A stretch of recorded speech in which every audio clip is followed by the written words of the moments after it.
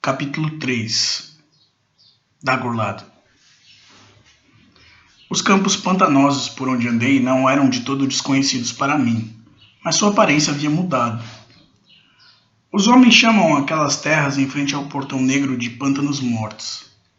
Foi onde há tempos atrás houve uma grande batalha, e tão numerosa foi a multidão que caiu ali que ninguém pôde enterrar os cadáveres dos orcs, elfos e homens. Soube que por uma era os corpos dos elfos e homens permaneceram ali deitados como se dormissem, sem se decompor. Eu sabia que isso era devido a algo que agia naquele local. Eu já estivera naquela terra antes, mas nunca desde a queda da Torre Escura, e agora notava a mudança. Os únicos esqueletos a restarem ali eram os dos orcs. Onde estavam os corpos dos homens e dos elfos? Não os encontrei. Entendo agora que o antigo poder que mantinha os corpos sem se decomporem, trancafiando seus espíritos, era o mesmo que dominara a Terra Negra.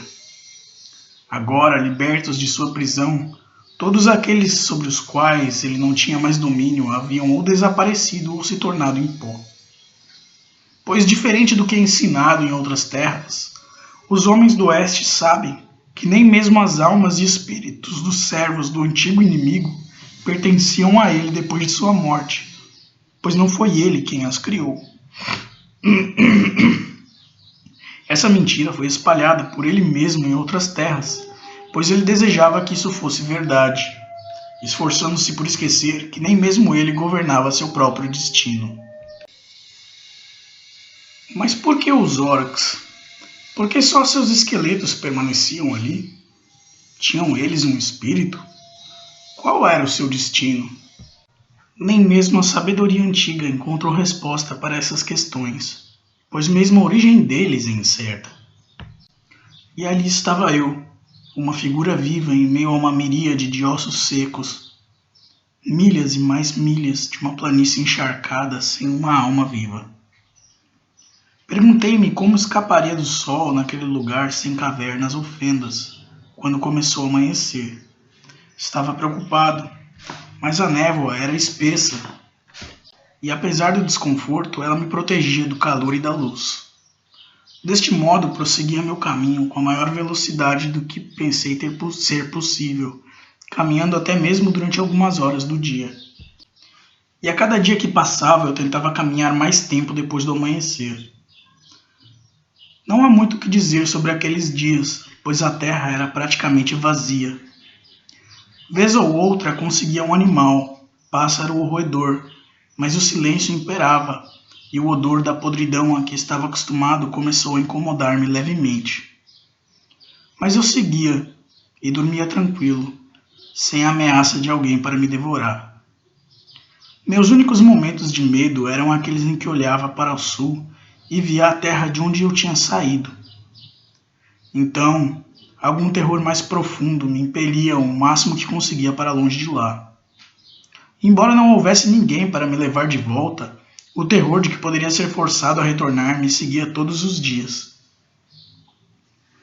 Diante desse medo, os homens do oeste, os anões e todos os povos que moravam da além do rio se tornaram menos ameaçadores para mim.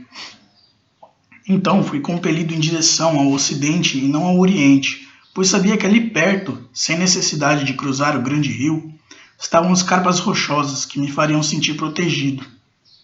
Neste lugar eu poderia esconder-me e, ao mesmo tempo, em rápidas incursões, procurar por alimento e água. Para manter a maior distância possível de qualquer reino ou população, segui as bordas das cordilheiras, as franjas das chamadas Terras Castanhas, o local menos povoado daquela região. Encontrei-me nas margens do grande rio dias antes do que eu esperava. Os dias passavam solitários, o que nunca tinha me incomodado antes. O problema é que agora sentia uma espécie de tédio, talvez por encontrar menos pessoas para odiar, menos presas para maltratar, menos coisas para desfigurar. Naquela terra, assim como em outras fora das muralhas de Mordor, cresciam do chão coisas vivas. Eram como torres contorcidas que se ramificavam, monstruosas, como se a própria terra estivesse viva e brotando. Eu já havia visto tais aberrações antes e sabia que os outros povos as chamavam de árvores. Eu as odiava. Elas eram nojentas. Não sabia dizer exatamente qual característica nelas fazia me sentir inquieto. Hoje, sei que é porque elas eram vivas e isso me assustava. Hoje, sei que é porque elas eram vivas e isso me assustava. Eram vivas, mas não como um animal que pode fugir ou que caça, nem como aqueles que falam. Eram vivas e só ficavam lá paradas. Isso me fazia ter raiva delas. Sentia que elas estavam caçoando de mim, como se, não tendo olhos, elas me encarassem com um ar de superioridade. Vida. Como ousavam chamar aquilo de vida? Quem elas pensavam que eram? Paradas, imponentes, vivas de forma tão plena que não precisassem correr ou fugir? Tão plenas naquilo que eram, que sua simples existência era sua realização? Dos seres racionais eu tinha medo, por me caçarem e virem atrás de mim. Dos animais eu tinha controle, e podia caçá-los e torturá-los e fazer com eles o que bem queria, além de sustentarem meu corpo. Mas essas abominações eram fortes, corajosas em sua fraqueza. Você as golpeava com toda a sua crueldade e lá elas ficavam, corajosas, firmes, e ainda quando as conseguia destruir, nenhum sinal de sofrimento ou medo. Elas olhavam para mim. Elas debochavam de mim. Como eu odiava elas. Me esforcei para fazer armas de pedra para cortá-las. Antes disso, já arrancava seus galhos ou as queimava, ou fazia o que podia para me vingar de suas ofensas. Tão felizes em sua simplicidade. Me sentia aliviado quando fazia. Quão horrível era o mundo fora da Torre Negra. A luz por todos os lados tingia a escuridão como um quadro. Vivo por todos os cantos, o próprio chão como uma cortina verde de um horizonte ao outro. Um mundo inteiro repleto dessas criaturas. Não, mal se podiam chamar de criaturas, pois criaturas se movem e fazem coisas. Elas não, eram simplesmente uma praga, uma doença como as que crescem em nossa pele, como o bolor em cima da comida podre. Ansiei por voltar à minha terra natal, lá onde tudo era estéril e limpo, onde coisas não cresciam em cima das outras, para a beleza cinzenta, sem cores, onde existisse simplesmente eu.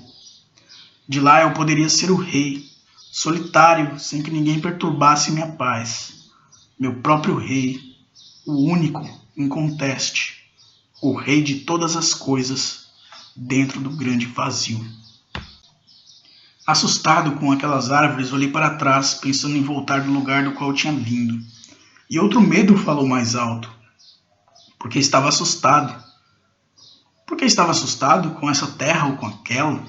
O que estava acontecendo? Uma vez mais, e de modo mais forte que nas outras vezes, disparei sobre uma árvore com meu machado. Andei apressado, com o olhar fixo e as mãos segurando bem o cabo de minha arma. Acertei uma árvore como acertara muitos inimigos.